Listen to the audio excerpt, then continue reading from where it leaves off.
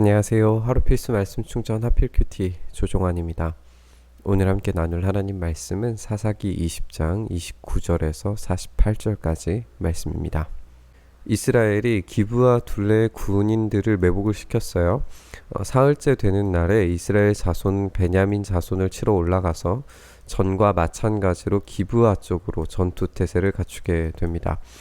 베냐민 자손도 그들을 대항하려고 나왔는데 꿰매 빠져서 성읍에서 멀리 떠나게 됐어요. 베냐민 자손은 한쪽은 베델로 올라가는 길과 만나고 다른 한쪽은 기브아로 가는 길과 만나는 그 큰 길과 들에서 이스라엘 자손을 치기 시작을 해서 한 30명가량을 죽이게 됩니다. 그러자 베냐민 자손은 이스라엘 자손이 처음과 같이 자기들에게 지고 있다라고 생각을 했어요. 지금 두 번의 전투가 이제 벌어졌는데 이 두 번의 전투 모두 베냐민 사람들이 이겼잖아요. 그래서 이제 계속해서 올라가도 되느냐라고 질문을 했는데 지금 이제 세 번째 전투인 거죠. 그래서 처음과 같이 지고 있다라고 그렇게 생각을 했는데 이스라엘 자손은 우리가 도망치는 척해서 그들을 성읍에서 큰 길까지 꿰어내자라고 그렇게 이야기를 했던 거예요. 그때 모든 이스라엘 주력 부대들이 자기들이 있던 자리에서 일어나서 바알 다말에서 대열을 갖추었고 이스라엘의 매복 부대는 기브아 주변에 숨어 있다가 거기에서 쏟아져 나오게 됩니다.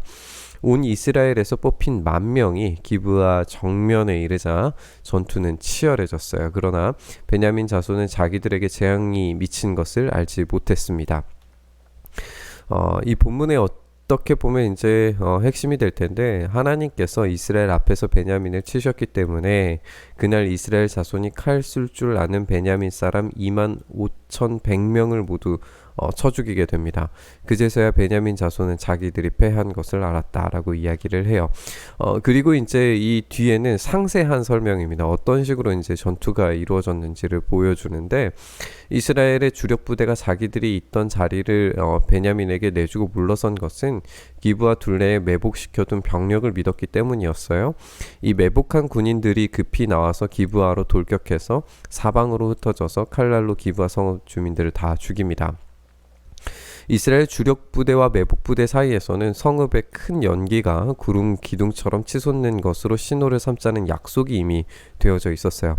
그래서 이스라엘 사람들이 싸우다가 물러서니까 베냐민 사람들은 이스라엘 사람들을 30명가량 쳐 죽이면서 이스라엘 사람들이 지난번 싸움에서처럼 자기들에게 꼼짝없이 진다고 생각을 했는데 성읍에서 연기가 구름 기둥처럼 치솟아 오를 때에 베냐민 사람들이 뒤를 보니까 온 성읍이 불바다가 되어서 불길이 하늘로 치솟는 것을 보게 된 거예요. 그때에 이제 이게 약속된 사인이었으니까 그때에 이스라엘 사람들이 반격을 하게 되고 베냐민 사람들은 패색이 짙다는 것을 보고 몹시 겁에 질리게 됩니다. 그들은 이스라엘 사람들 앞에서 물러나서 광야길로 방향을 돌렸는데 퇴로가 막혔어요. 주력 부대와 성읍을 치고 나온 부대 사이에 끼어서 협사를 당하게 된 겁니다. 그러니까 이제 상황은 이런 거죠. 이제 이 기브아 성읍이 있으면 이스라엘 군대가 이제 진을 치고 있었고 이 주변으로 이제 매복해 있던 부대들이 있었겠죠. 그러면 이제 여기에서 베냐민 지파 사람들이 나와서 전쟁을 치르게 됐는데 처음에는 이스라엘 사람들이 진척하면서 이제 퇴각을 하고 이제 모든 베냐민 사람들이 이제 나오게 되니까 이 근처에서 지금 매복하고 있던 사람들이 이 기브아 성을 점령을 해서 여기에서 이제 불을 피우게 된 거죠. 그리고 이제 여기에서 불을 피우고 이 베냐민 사람들이 뒤를 돌아보니까 불이 났다. 이 성읍이 지금 뭔가 문제가 생겼다라고 판단을 했고 지금 이 전투에 앞서서 나온 이 사람들도 이게 사인이다. 지금 이제 기브아가 완전히 함락됐다는 것을 보고 이제 치기 시작을 하는 거죠. 그리고 여기 안에 이제 점령한 사람들도 나오게 되니까 여기에서 베냐민 사람들을 완전히 이제 협사를 하게 되는 거예요. 이렇게 이스라엘 사람들은 베냐민 사람들을 포위하고 쉬지 않고 동쪽으로 기브아 맞은 쪽까지 추격하면서 쳐부수게 됩니다. 그때 베냐민 사람들이 18,000명이나 쓰러졌는데 그들은 모두 용사였다라고 그렇게 이야기를 하고 있어요.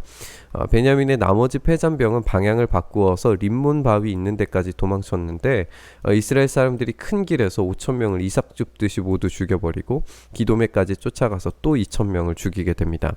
이 베냐민 사람들 가운데 칼 쓸 줄 아는 사람이 25,000명이 그날에 모두 쓰러졌는데 모두 용사들이었어요. 그리고 이제 600명의 사람들이 남았죠. 이 600명의 사람들이 림몬 바위까지 도망쳐서 넉 달을 림몬 바위 있는 데서 숨어 살게 됩니다.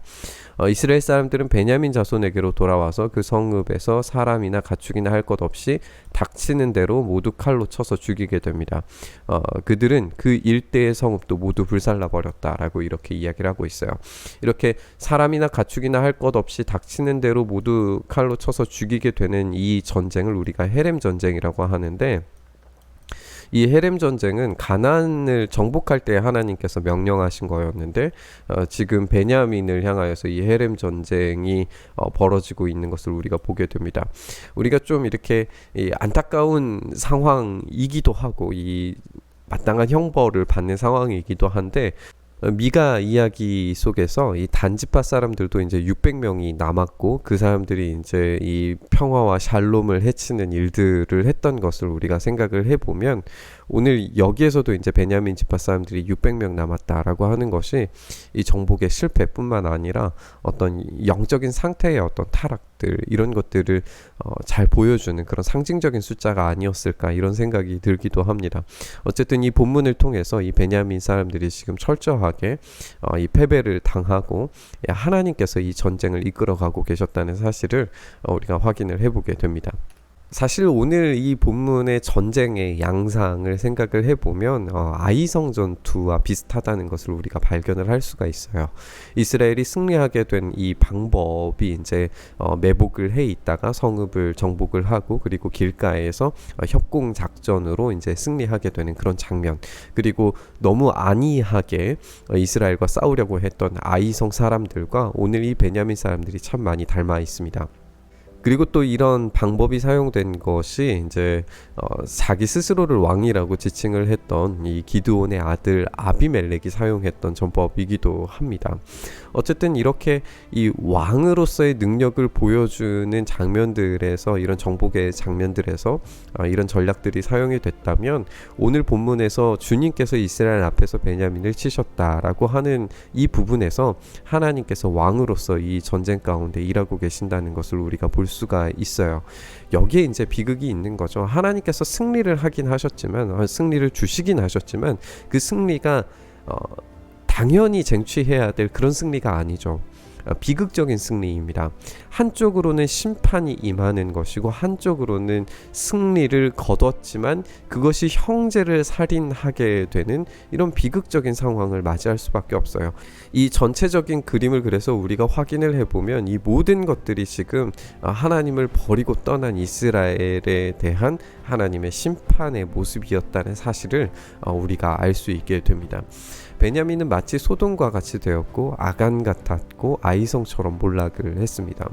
이스라엘은 하나님과의 관계가 새롭게 정립되기 위해서 화목제와 제사를 지내야 했고, 더럽혀진 동족을 말살함으로써 하나님의 왕되심을 통해서 더러움을 제거하는 일을 해야 했어요. 하나님 나라 백성이었음에도 불구하고 제거되어야 하는 존재가 된 베냐민의 모습이 참 안타깝습니다. 우리의 삶이 이 베냐민 같은 존재가 될 수 있다는 사실을 잊지 않았으면 좋겠습니다. 베냐민이 약속의 자녀였더라도 소돔처럼 아간처럼 아이성처럼 될 수 있다는 사실을 보여주는 것처럼, 우리가 언약을 떠나서 우리 멋대로 하나님을 배신한다면 우리에게도 이런 심판을 피해갈 수 없다는 사실을 우리가 기억해야 되겠습니다. 반면에 우리 안에 더러움들을 제거하고 하나님과의 관계를 회복함으로써 하나님이 왕이 되셨을 때 다시 약속을 따라 회복되어가는 이스라엘을 발견하게 된다는 사실도 우리가 함께 이후에 본문들을 통해서 확인을 해볼 수 있을 겁니다. 우리가 이렇게 우리의 안에 더러운 것들을 제거하고 하나님께서 우리에게 회복하길 원하시는 것들을 제대로 회복하여서 우리가 이런 아간처럼 또 아이성처럼 이런 잘못된 모습을 보여주는 교회가 아니라 참되게 언약 안에서 굳건하게 세워진 그런 교회로 온전히 세워졌으면 좋겠습니다.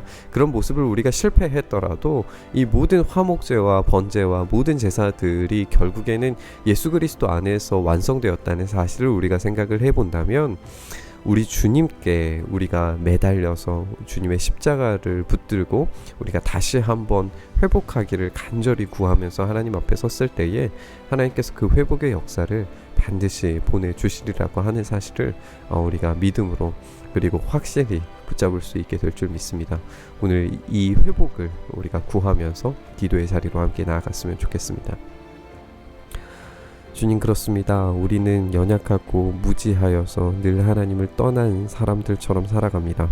주님, 우리를 긍휼히 여기셔서 다시 회복의 자리에서 주님께서 붙들어 주시는 그 삶의 자리에서 온전히 세워져 갈 수 있도록 역사하여 주시옵소서.